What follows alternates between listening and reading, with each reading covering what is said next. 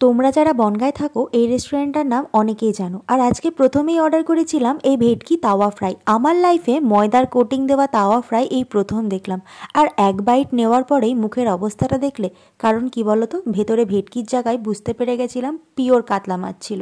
Next আমাদের order ছিল এই আফগানি তান্দুরি চিকেন। বিশ্বাস করো, যেটার মধ্যে এই আফগানি ম্যারিনেশনের যে স্পাইসেসের অ্যারোমা সেটার কোনোটাই আমি পাইনি। আর মাংসগুলো এত শক্ত ছিল, পুরোটাই চিকেন ব্রেস্টের শক্ত পোর্শনটা দিয়ে বানানো ছিল। দেখো, ওই দু একজনের মুখে শুনেছিলাম এটা নাকি বনগাঁর 5 স্টার রেস্টুরেন্ট, তবে এই মকটেলগুলোর গার্নিশিং দেখে কিন্তু আমার ওই রোড সাইড সোডা দোকানগুলোর কথাই মনে পড়ছিল। আর ওদের এই গ্রিন অ্যাপেল সিরাপ দিয়ে বানানো ভার্জিন মোহিতো আমার লাইফে প্রথম টেস্ট করা, সাথে কিছু শুকনো পুদিনা পাতাও ড্রেসিং করে দিয়েছিল ওপরে। দেখো, এতদিন ওই হরিয়ালি কাবাব, হরিয়ালি তন্দুরি এগুলোই খেতে জানতাম। ওদের এখানে এসে প্রথম জানলাম এটাকে নাকি গ্রিন চিকেন তন্দুরি বলে। সে যাই হোক, নামে কি এসে যায়, তবে খাবারের টেস্ট অতটাও ভালো ছিল না। ম্যারিনেশনগুলো কোনো কাবাবেরই ভেতর অবধি ঢোকেনি, ভীষণ শক্ত ছিল। তবে মেন কোর্সে আমরা অনেক কিছু অর্ডার করেছিলাম। একটা ফুল সাইজের মাটন হান্ডি, মাটন কড়াই, তার সাথে কাশ্মীরি পোলাও, আর ছিল মিক্সড ফ্রাইড রাইস।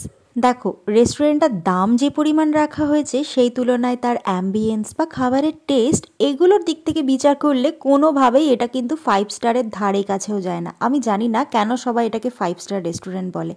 এবার আসি খাবারের টেস্টের কথায়।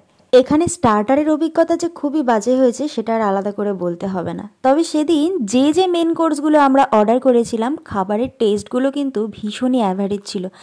এর থেকে যে কোনো স্ট্রিট সাইড ফুড স্টল কিন্তু অনেক বেটার রান্না করে। তবে হ্যাঁ, কাশ্মীরি পোলাওটা কিন্তু আমাদের প্রত্যেকেরই ভীষণ ভালো লেগেছিল।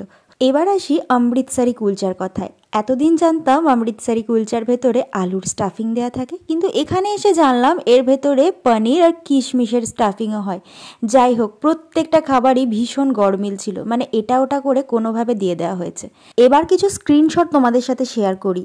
এই দোকানের খাবার আসলে আমার কেমন লেগেছিল সেটা একটা অনেস্ট রিভিউ ফেসবুকে জানাতেই এই দোকানের ওনার কিন্তু আমার ওপর একেবারে তেড়ে চলে এসেছিল।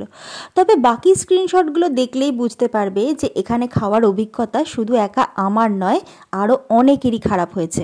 আসলে দোষটা পুরোপুরি আমার। সেদিন আমার রেকমেন্ডেশনেই আমার বন্ধু বার্থডে ট্রিট দিতে এখানে আমাদের নিয়ে গেছিল। এই রিভিউগুলো আগে জানলে আমার বন্ধু 4,000 টাকা নষ্ট হতো না অন্তত।